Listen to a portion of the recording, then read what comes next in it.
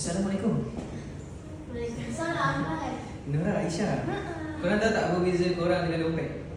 Dompet? Dompet. Dompet ada duit, korang tak ada duit. Bukan. Tak tahu. Dompet tempat saya simpan duit. Korang tempat saya simpan kenangan. Aku akan menjaga kamu meski waktu telah terhenti. Ku akan tetap di sisimu sampai akhir hayatku.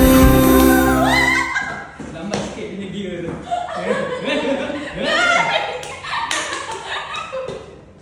Abang simpan kenangan dia. Kenangan. Okay. Dia slow sikit. Macam batu. Mesti tak